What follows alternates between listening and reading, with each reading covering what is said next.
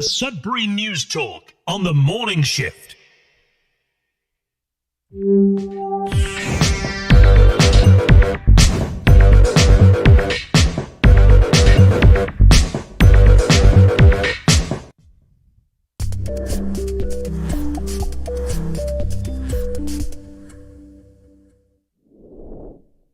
All right, good morning, everyone. Welcome to Sudbury News Talk on the morning shift. It is Wednesday. It's June the 7th, 2023. Glad to be with you here today. Glad that you are with us. We're live at CKLU 96.7 FM on the radio. We're also streaming at cklu.ca online. You just go to the website, click on the Radio Player Canada app. You can stream us. You can also download the same Radio Player Canada app and take us with you and listen to us along with other CKLU programming, and listen to it anywhere, anytime, on your favorite device. And CKLU is entirely run from volunteers, very little administrative costs. Everything that's it's pretty much run on donated dollars from community support. So if you have the means and you are willing, you just go to cklu.ca, you just click on the donate button, and voila, you are able to help keep the lights on, the airwaves open, and pay for the maintenance of the equipment that we have, keeping it running, and make sure that volunteers like myself can continue to have a voice, a community voice in our city, and also broadcast on the internet and live streaming abroad for those who have lived in Sudbury or from Sudbury and want to keep in touch. And so you can contribute in that way. And we're grateful for all those who have, and we are grateful for those who will continue to support CKLU. It's been around since 1984. Your campus and community station started off in a little trailer up at Laurentian University on Ramsey Lake Road, and now it's in the old Telegraph building, which is all part of the new MacEwan School of Architecture under the umbrella of Laurentian University. And all of the comments and words that are spoken on this show, or comments that are read on the air, are that of myself, the host, AJ Walsh, guests that I have on, or the commenters that are commenting on the show.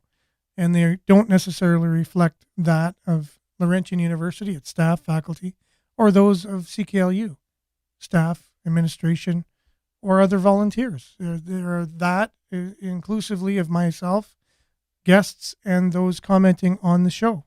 So thanks for being with us. We're going to have a great show today. Lots of deep diving. So put on your life jacket. And just to let you know, we're live on Facebook.com/Sudbury News.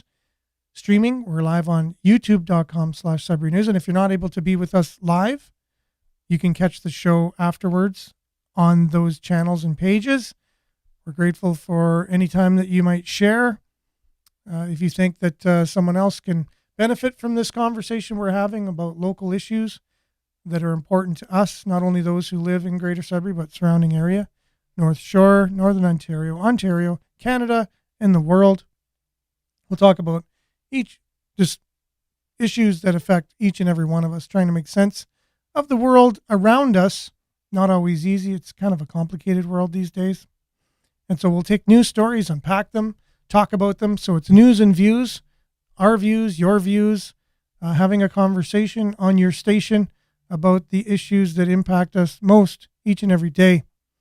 So we usually just go through our stories that we've shared from local journalism outlets, Sudbury.com, CTV Northern Ontario, CBC Sudbury, and Sudbury Star mainly. And from there, they're covering local and more Canadian and international news. So that's where we get our information from, and then we unpack it from there. And we're grateful for contributors. I know Jerome and Denise sent me some videos that more than likely I'll get a chance to share on the show today, because it goes in with the theme of what we're talking about, which is great. And so continue to interact with us by sending us material, things that are important to you. Like, share, subscribe, follow, all the things on our social media. Mainly, though, we want to encourage you to comment, and I'll do my best to get the comments up on the screen so I can read them for those on the radio, and those can see them on Facebook and on YouTube. So, yeah, there's a lot of us checking in already this morning. Denise, good morning from Espanola. Nice red sun this morning. Yeah, the smoke is making kind of a apocalyptic-looking sun in our skies with all the wildfires going on in Northern Ontario and Quebec. We will have more on the wildfires and trying to make sense of them a little bit later. A little bit of a part 2 from our conversation yesterday on the show. Good morning, everyone. Julia, hope you're having a great morning. Monique, good morning, everyone. Thanks for being with us. Judy, good morning. Hope you're having a great morning as well. Shane, good morning. Good morning, David. Stay safe. With all this smoke, make sure, yes, for sure. There's also an Environment Canada warning for those who have breathing issues. We'll get to that a little bit later. Denise, good morning, everyone. Happy hump day. Yes, for those working a 9 to 5, Monday to Friday, it is indeed hump day. Brian's with us. Happy hump day, Sudbury campers. Thanks for being with us, Brian. Hope you're having a great Wednesday as well. Denise, good morning, everyone. And Belinda, I want to see what you have to say today. Belinda, good morning. Be the rainbow in somebody else's cloud. Thank you very much. I look forward to those one-liners and very positive sayings each and every morning. It gives me a little bit of a pick-me-up, and I hope it does the same to those listening and viewing. We'll be right back with some weather, a little bit of sports, and headlines. There's a lot of deep dives today. Apologize for maybe a little less on the local, more on the deep dives, but it has to do with the smoke we're inhaling here from all the wildfires, and then from there it goes into some other things. So we'll stay with us. Put on your safety jacket as we're going, safety life jacket. We're going into the deep end today, and we'll be back with weather, sports, and much more right after this.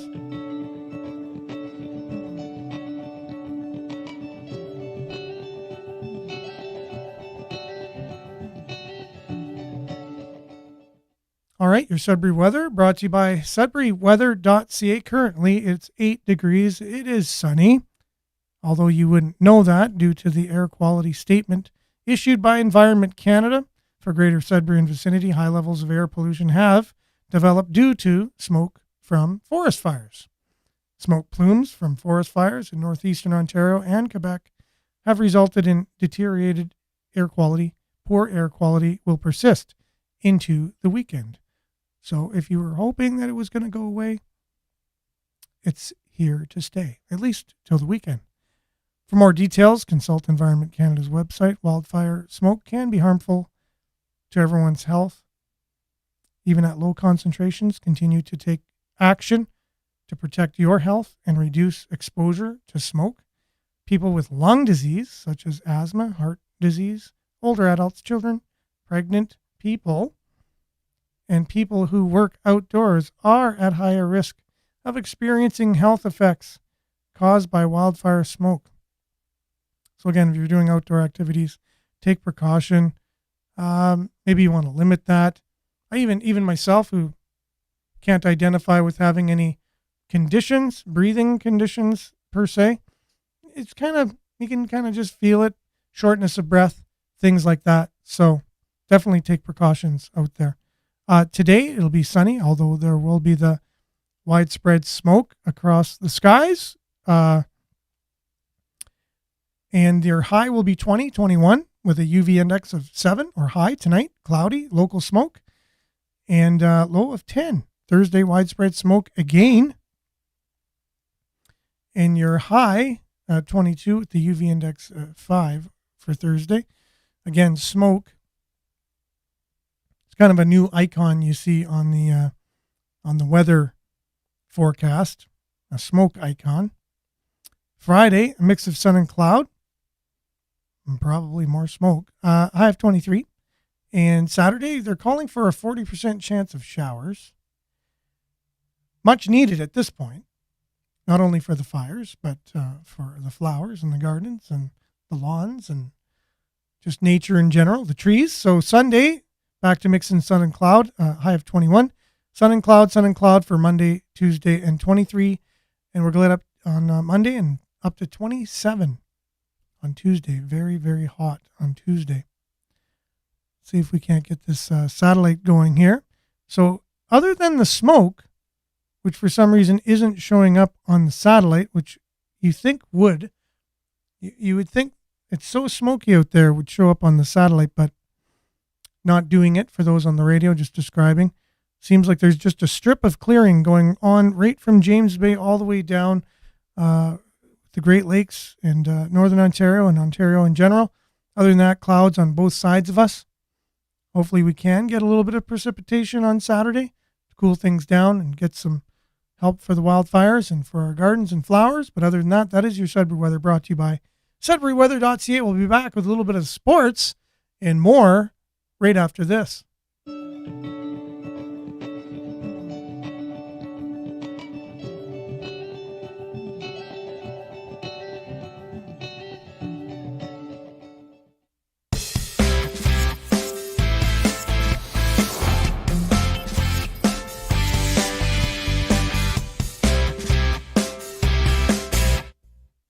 All right, Sudbury Sports brought to you by Randy Pascal, who is that Sudbury Sports guy. And his website is sudburysports.com. For all things Sudbury Sports, visit sudburysports.com. We got an event coming up here. NHL great Marcel Dion. Do you remember him? Marcel Dion played for the Los Angeles Kings. Great hockey player. I really enjoyed watching him play hockey as a youngin'. And he'll be in town for a Hall of Fame dinner. He'll be the speaker. NHL great Marcel Dion to speak at a Hall of Fame dinner. 11 local sports heroes to be inducted into the Valley East Sports Hall of Fame. Brought to you by Sudbury. This story is coming to you from Sudbury.com. Picture of Marcel Dion. It's happening this Saturday, June the 10th, at Centennial Arena in Hanmer. Dion, named one of the 100 greatest NHL players in history, is an NHL Hall of Famer himself. Spent 18 seasons in the NHL, played for Detroit Red Wings. That's true. I forget about that. Los Angeles Kings, and then later, in his later years, as most players, a lot of players played for the New York Rangers. He was an 8-time All-Star and outdueled Wayne Gretzky to win the NHL points title in 1979 and 80. And in 78-89 and 79-80, Dion won the Lester Beer Pearson Trophy as the league's most outstanding player. 2 times he won the NHL Sportsmanship Award, Lady Byng Trophy. 731 goals, ranked 4th in NHL in league history. Dion is best known for his 11 and a half seasons with the Kings, and today he's Royal Ambassador for the franchise. As a rookie with the Red Wings, Dion set a record for rookie points after playing junior hockey in Quebec and Ontario. He was a first-round pick in the year I was born, 1971. Dion will highlight stories from his sensational hockey career and share some rare behind-the-scenes hockey moments with the crowd. Besides the remarks from Dion, the dinner will also feature the induction of 11 more local sports leaders to the Valley East Hall of Fame. If you want to get tickets for this, just go to the Sudbury.com, the story on our Facebook page, and it's a dinner, right? So get tickets, get out there, see Marcel Dion, NHL legend, watch some of your peers from our community being inducted into the Valley East Hall of Fame, the Valley East Sports Hall of Fame. I just want to make sure it wasn't just a hockey Hall of Fame, which it wasn't. And get your tickets for that. That's your Sudbury Sports, brought to you by SudburySports.com. That's Randy Pascal's website. For all things Sudbury Sports, visit SudburySports.com. We'll be back with a lot of headlines from local and abroad, talking about mainly the fires. Why are they here? What's going on? Can we read more into them? We'll check this out and more right after this.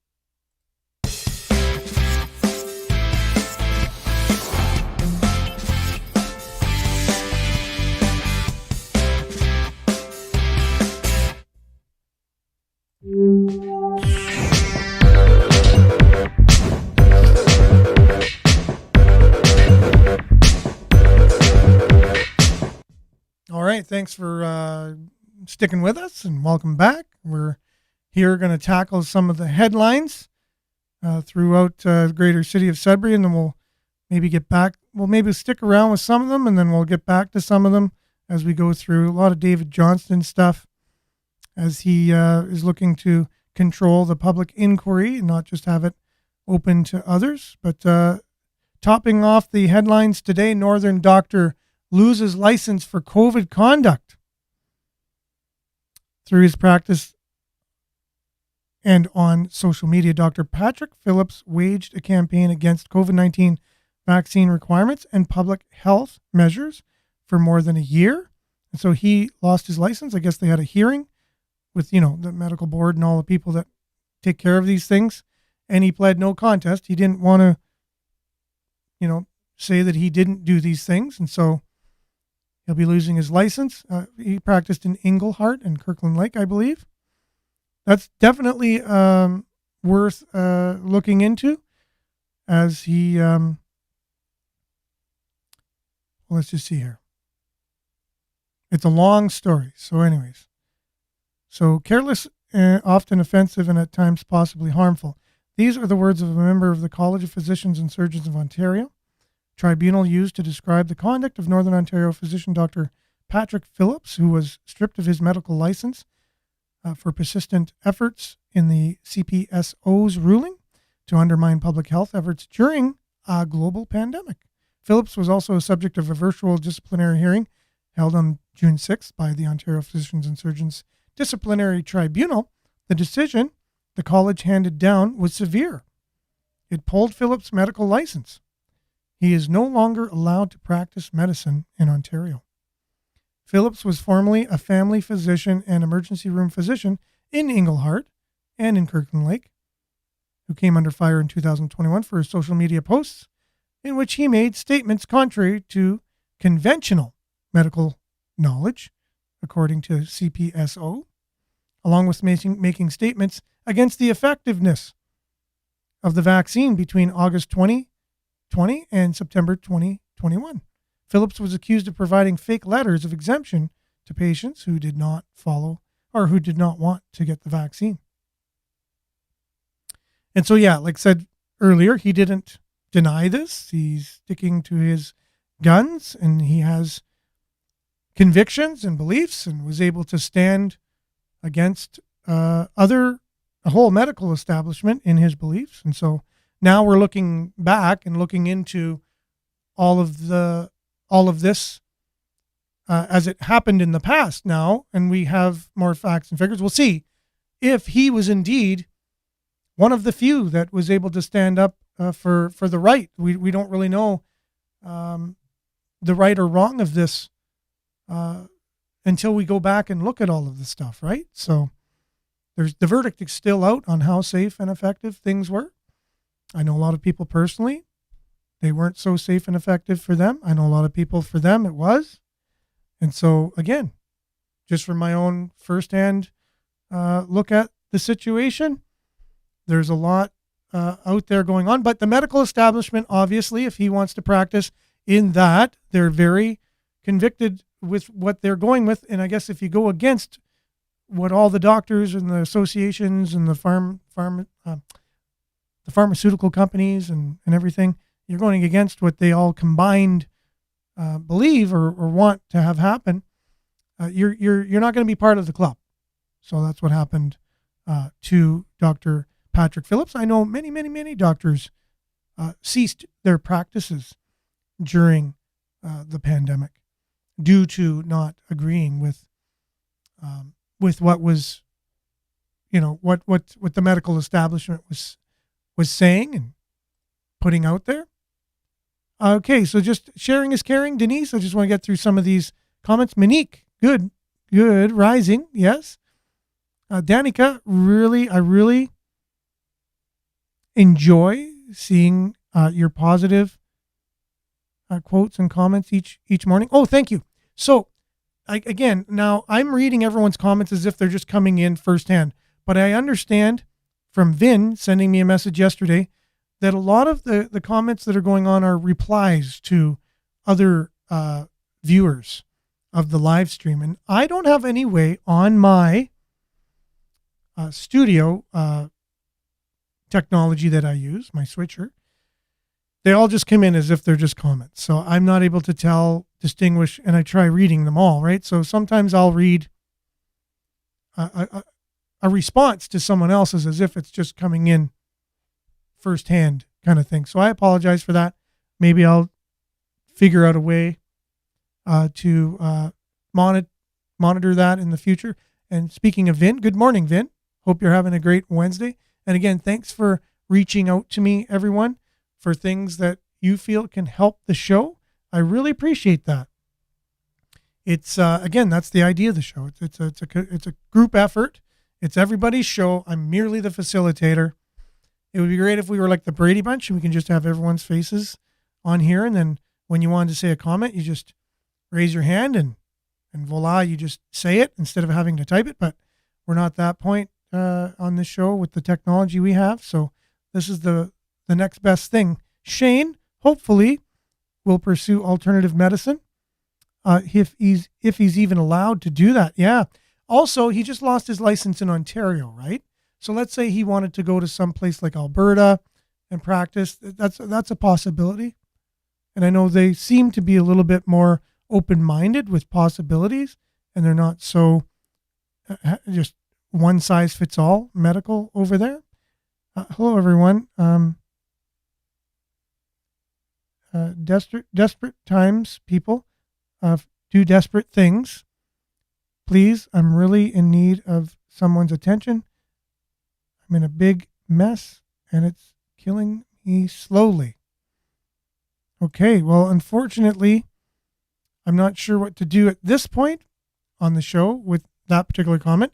If you wanted to message me, you just message Facebook Messenger and send me a private message, and we'll see what we can do there. If there's anything we can do to help, we'll more than be happy to do that.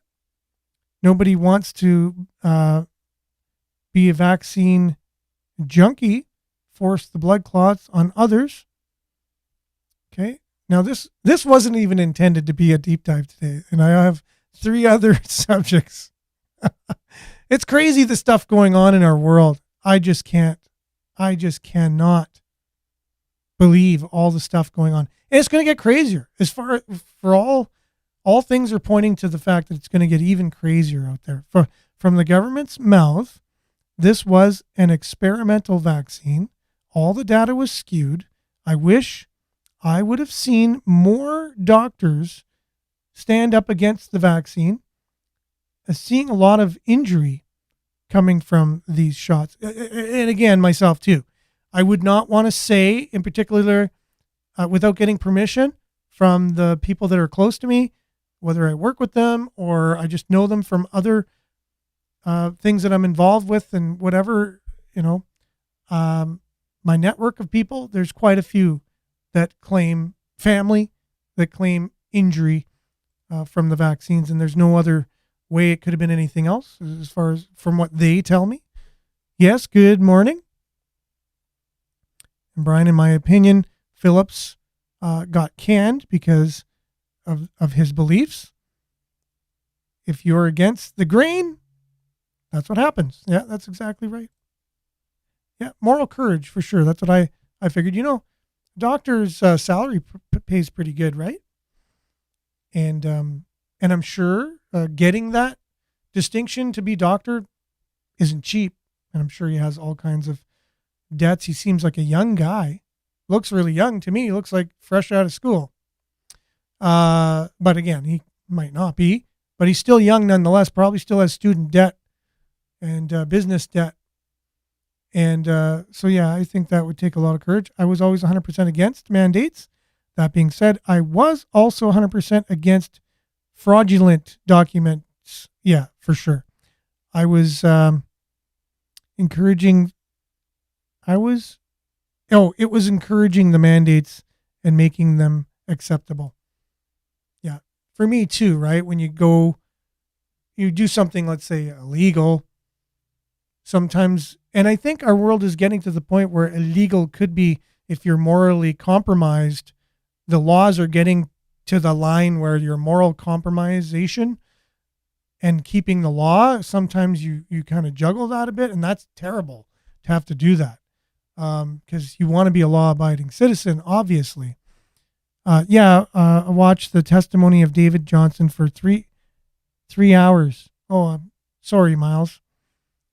I was impressed when a Conservative MP asked him, had anyone from the PMC or the PMO, the Prime Minister's office, been consulted throughout the investigation and still are? Johnson said several have been consulted with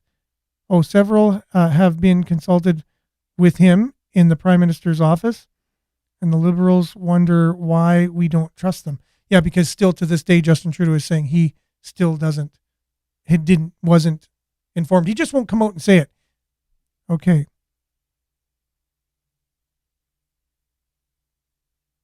Oh yeah, for sure. Yeah, normal is not coming back for sure, Brian. I know that for sure.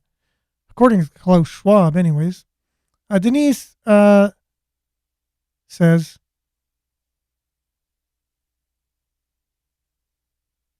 okay. Just again, if I'm having a hard time reading some comments, I'm just going to go. It just says, the fact that you knew it was a false flag. Oh, gagged doctors. Okay, sorry. The minute you saw gagged doctors, you knew it was a false flag for sure. A lot of doctors could not speak. They were told if they spoke about anything against the mainstream narrative, then they would lose their license, right? And so that makes you think, right? If a doctor who went to school, who is a professional in a practice and has studied this their whole lives, has a different opinion. You ever hear the term get a second opinion from a doctor? Imagine that was illegal. Imagine you say, well, you can't get a second opinion. The doctor who tells you what you have to just accept that. So the idea of a second opinion during these last 3 years has been out the door, because there was a lot of doctors who had a different opinion, and they had lost their licenses, as this one did. Now, it could have been due to other things that he did, like giving people false vaccine papers and whatever. But I think it was mainly to him standing against it. Okay, during the COVID crisis, the propaganda machine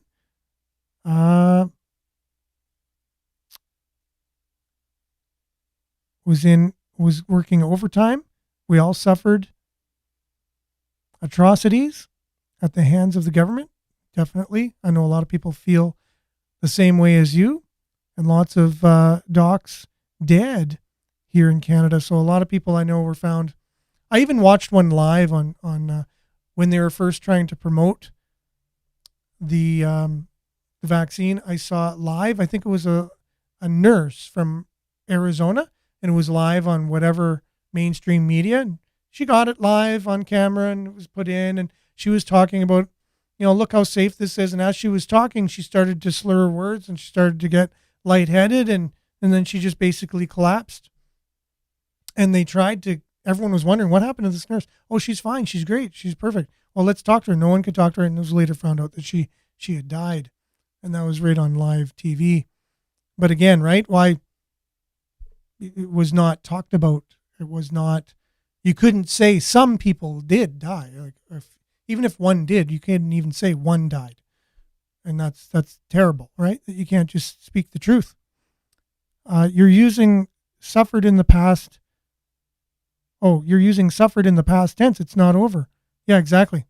So people who were injured are still suffering to today. Very much so suffering today. And so what I think happened was people who received the vaccine, if they were immune compromised and they had an underlying issue, that seemed to kind of provoke it a bit. So if you had arthritis, just kind of onset starting, it would have brought it out full force. If you had asthma, it made it worse. And these are just people that are telling me that, and those are just some of the, no, I've heard as bad as death, people telling me that loved ones after receiving them died. But other than that, I've heard from people themselves who were injured by it saying that it just caused something to be a lot worse. And now their life quality is down big time. Anyways, that's just again, just firsthand speaking to people. I'm not an academic. I'm not a scientist. I'm just a person who speaking to people, and that's what I heard. And that's firsthand account, though. It's got to count for something. These are people testifying to me in the flesh of what they felt had happened to them. And again, not in mainstream media at all, not talked about at all. Military now suing for death and injury and demand their jobs back. Our safety is at risk for sure. Appreciate it. And all right, we're just going to move on right now. Yeah, autoimmune deficiencies increased for sure. And now we're going to see if we can get to our next story because we had a lot of deep dives planned for today. All right, thanks, guys, for all the comments. Much appreciated. And on a very positive note, local restaurants donate more than $7,800 for Maison McCullough Hospice here in Sudbury. The Spring-alicious campaign allowed Sudbury residents to support local charities while dining in their favorite restaurants. So that's awesome, and great cause, by the way, as well. It's a wonderful organization and service to be able to have your end of life happen in dignity and have a nicer transition, if you will, and to be able to be with your family in a beautiful environment. So thanks to all the people that supported that campaign. Okay, let's see if I can read this. Listen, yes, we know it was different for everyone. I have had 4 jabs, with the last one last fall. There were no immediate ill effects on you, Miles. This is Miles. Or none so far, other than green horns growing out of my forehead. LOL. Yeah, well, there could be many reasons for the green horns, Miles. It doesn't necessarily have to be because of that. Now, you watched David Johnston's testimony in front of, in the House of Commons, and watched that in its entirety. My hat's off to you for doing that, by the way. We have a take from Brian Lilly on that and some of the takeaways from that hearing. And we'll get to that. It's part of our deep dive today. The Art Gallery of Sudbury victimized by thieves. So thieves. The Art Gallery of Sudbury is looking for help from the community after 2 external air conditioning units were damaged by thieves, leaving up to $15,000 bill to repair. I think they have a GoFundMe account for the Sudbury Art Gallery. That story coming to you from Northern Ontario, CTV News. Jerry says, he says, no insurance? ? True. Shared a little bit of a meme here with the amount of carbon that China puts out compared to the U.S., compared to Canada, and a lot of the policies that we're making. I think sometimes visualizations send a message home a little bit more than words do. So that's why I shared that. I don't always share memes on Sudbury News. Valet is a supplier of choice, the supplier of choice for automobile battery grade nickel. Sudbury.com reporting. A company needs to keep up with the battery electric vehicle demand by expanding its nickel operations. I also think there's more to that here with our stories to start your day. So I'm not sure. Must be over here. Yep. Alfredo Santana, cool name, Valet's chief operating officer for the company's North Atlantic operations, told Sudbury BEV in-depth conference last week that as his company has now become the nickel supplier of choice for the electric vehicle battery market, there will be an economic payoff with the expansion of mining operations in Sudbury. Santana was one of several speakers on the roster during the 2-day conference held at Sudbury's Cameron College, May 31st to June 1st. As the electric vehicle market is on the verge of exploding. Literally, too. I heard the batteries lit on fire very easily. Greater Sudbury is working to find ways to improve the city's role in developing local industries, not only to serve the automotive battery electric market, but also to promote and enhance the role of mining industry for the large industrial BEV market. This marked the second year of the conference, which debuted in 2022. So it's attracting all kinds of people, all the players in the game to that conference. And so this was an initiative brought forward by someone who was offended from a show on Fox and then wants our TV cable networks to ban the Fox News network from Canadian cable packages.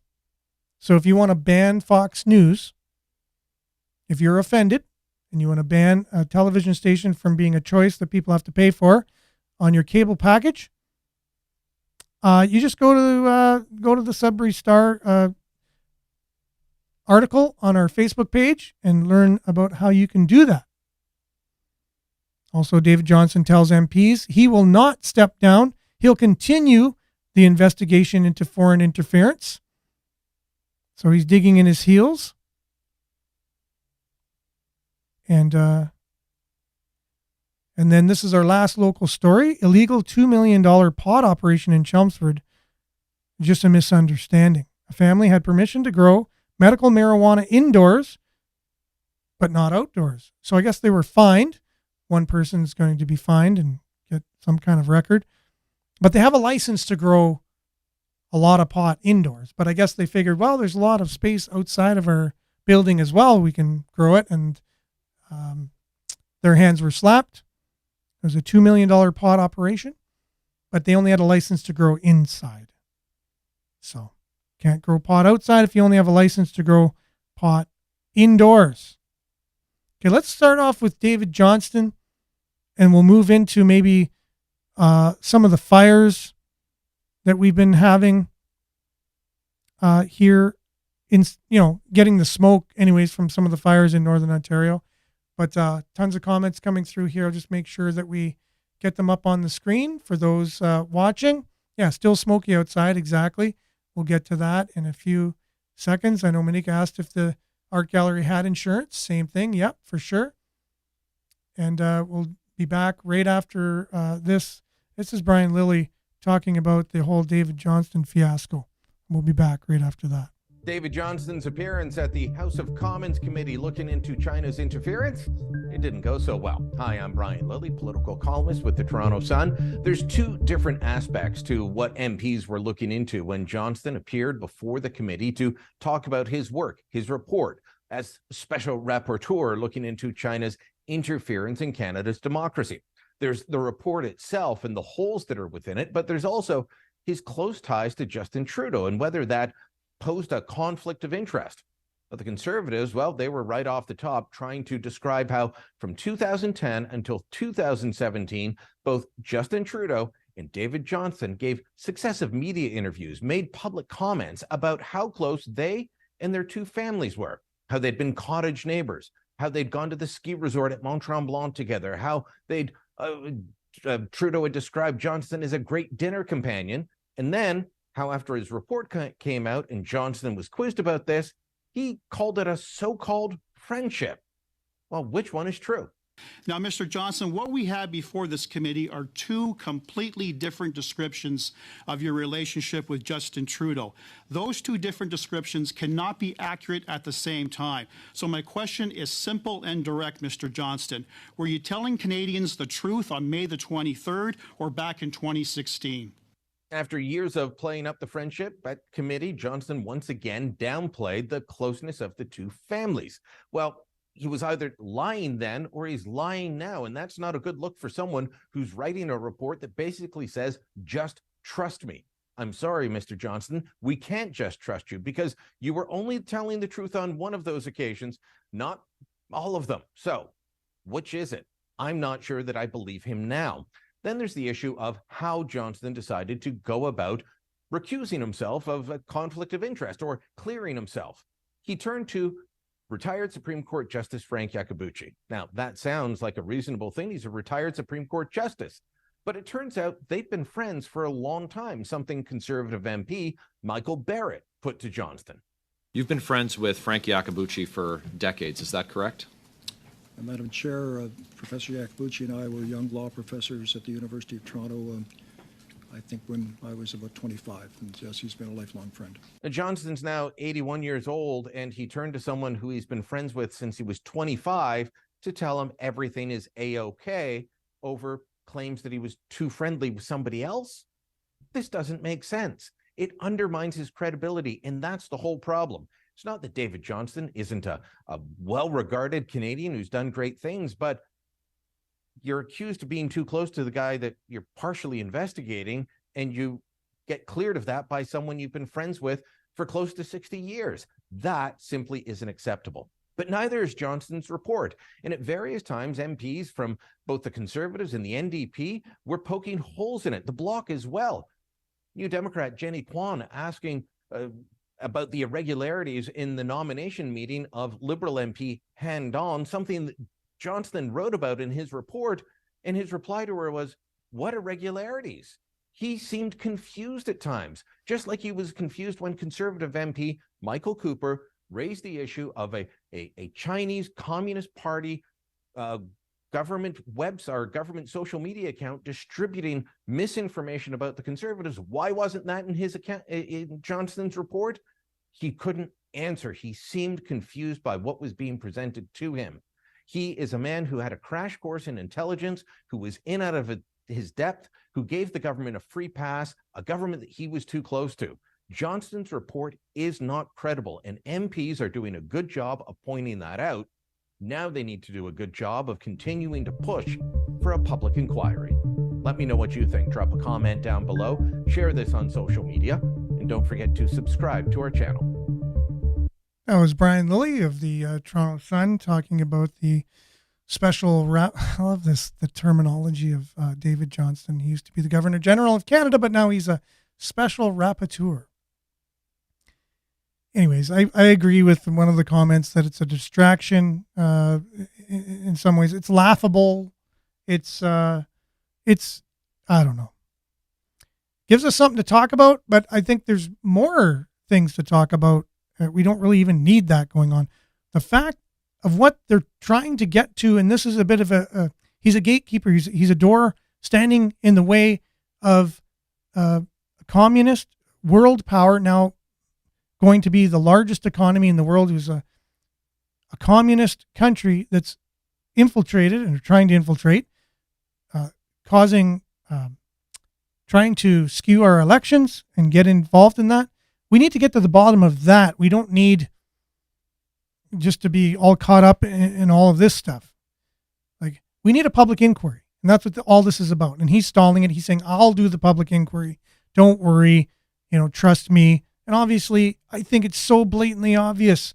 He's on the board of the Trudeau Foundation. He's got his friends. Don't worry, I got friends here that'll also keep it, on the up and up. And they're all his friends. It's like, oh my. You can't get any more blatantly obvious that it's just a scam and whatever. So moving on now to forest fires. Lots going on in Canada. And we talked at length about this on the show yesterday. We had tons of people. We had almost 50 people on the show yesterday. And so it was obviously a great conversation that people were interested in. The feds warned 2023 is on track to be the worst forest fire season ever seen in Canada. Now, there were people talking about the fact that firefighters were volunteering to come and work, and they're being turned down. Like in Alberta, the farmers even all got together and pooled their resources and fought the fire better than what the government was able to do. And then now we have the Maritimes saying the same thing. So we have a particular person here giving testimony about the situation in the Maritimes. And this is firsthand. So I want to see if I can pause this first of all, because we want to get all of it. And we want to large screen it, see if that's possible. Here we go. Hi, folks. I'm a retired forest technologist from the Department of Natural Resources, and I have 29 years experience fighting forest fires here in Nova Scotia. As things progressed last week and buildings were burning and people were being evacuated, I realized that Nova Scotia had a resource of retired technical staff that were experts at fighting fire. And so I put together a team. I called some of these guys up and I put together a crack team. And then I immediately notified Natural Resources at Fire Control in Sudbury. I contacted a local district supervisor.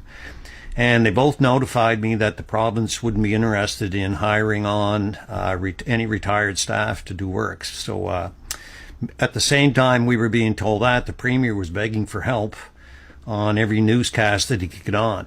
So I started that last Tuesday. And then I fought with the province on Tuesday, Wednesday, Thursday, and again on Friday, trying to get our guys put in key positions where they were needed throughout the province. And I got the same answer continually. Thank you, but no thank you. Finally, I got frustrated and went on talk radio on Thursday, and then I got a phone call from Sudbury Radio that said, or not Sudbury Radio, Sudbury Fire Control, that they'd put my name on the list and the name of a few others. It was a polite way to say, look, we know you're making noise. Thank you, but no thank you. We're still not going to hire you guys to come fight fires. So what taxpayers need to understand is while buildings were burning and the province was short-staffed and our government was standing in front of TV cameras saying we're doing everything they can, they lied to your face. They didn't. I could have pulled together a lot more teams of guys, retired guys willing to come out and do this. We were not offering to do front line, hose line fire, but there's for every guy on the line, sometimes there's 3 guys behind the line providing what they need in the way of services. And we were highly trained in both evacuation, all levels of incident command. Personally, I've been incident commander on dozens of different fires and fought fires up to 50,000 acres. And together on the first team I put together, we had close to 200 years of experience of fighting fires here in the Acadia region of Nova Scotia. We have our own particular forests down here that, for example, all the crews that are being shipped in have zero experience fighting fires in an Acadian forest region. Most of their experience is in boreal forests. The guys from South Africa have no experience up here. The guys from the U.S., same thing.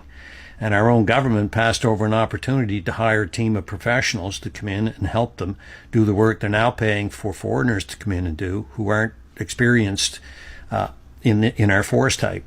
And it's absolutely a disgrace to the province. Now, I realize that there were major problems at all levels. There appears to be problem at bureaucratic levels, managerial levels, and at political levels. When things should have been done, they weren't getting done. But I'd like to quote what Tim Houston said on Thursday on Talk Radio. He said, in an emergency, the time for action is now, the time for paperwork is later. And that was only minutes after I'd just been advised from Shubenacadie, thanks, but no thanks. We're not going to take you guys on.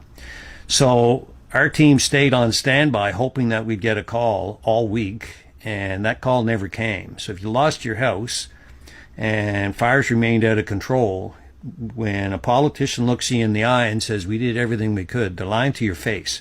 And what has to happen here is people need to be held accountable both at a bureaucratic level and at a political level.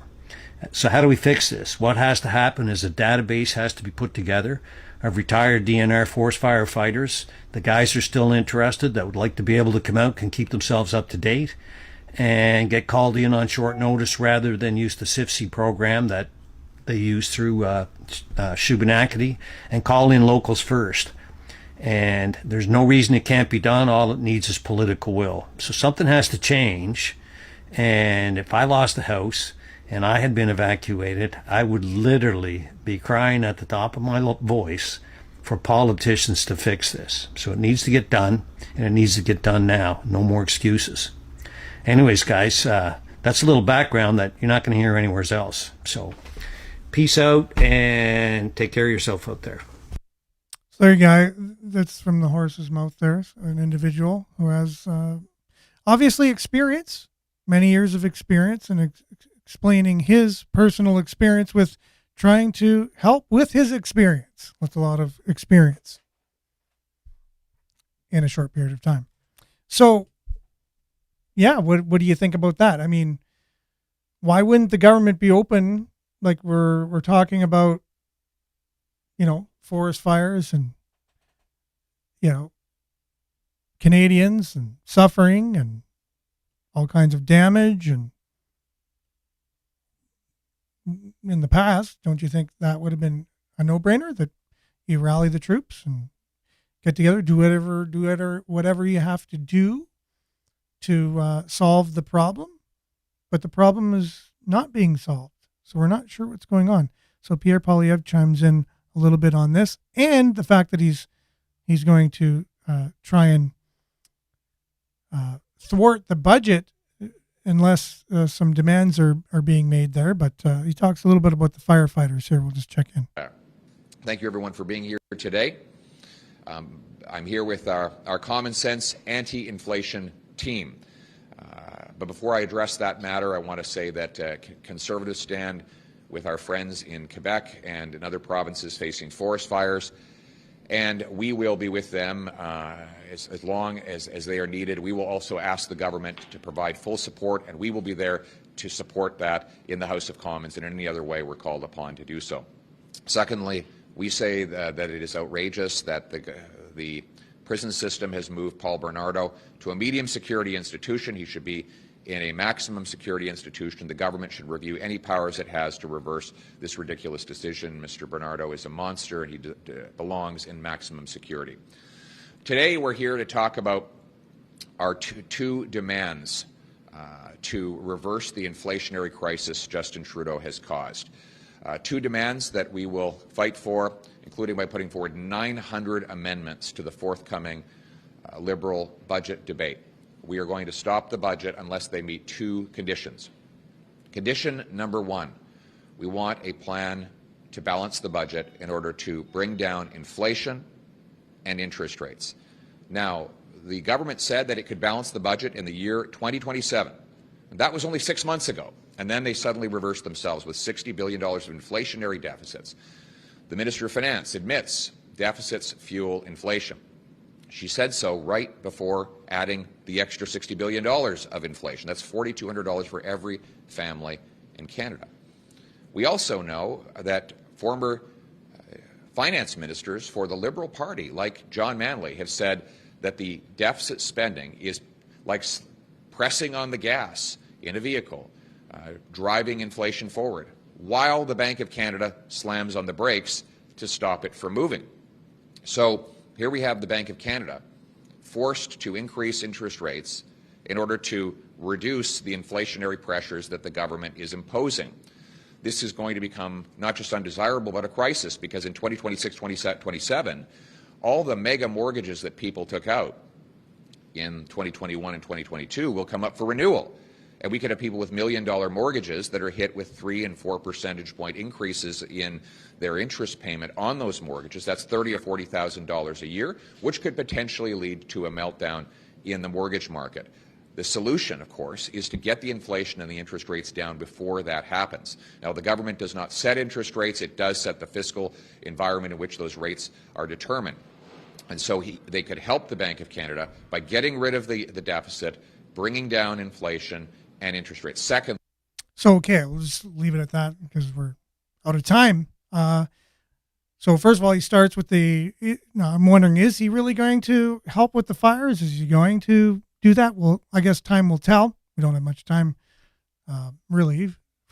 Fires are out of control, but we'll see if he's worth his word there. Now, he talks on the economy, and I just wanted you to hear it from the horse's mouth, because you're going to hear it from other mainstream media outlets, I'm sure, that he's just doing everything he can, and they'll use words like he's whining and he's not getting his way and all these things. But he just explained why he's concerned about the budget. So that way you can just hear from him first, and then you'll hear how the media kind of takes that, slices it up, dices it, and makes a meal out of that. But that's all we have for the show today, just because we're out of time. But we'll be back, God willing, same time, same place tomorrow. And thanks for being on with us. I'm thankful for all your comments. We had tons of comments lots to talk about. We'll continue with any conversations that are continuable when we're back tomorrow and onward. So thanks for being with us. Stay tuned now for Earshot Daily on CKLU 96.7 FM, and make sure to share and take care. We'll be back tomorrow. Ciao.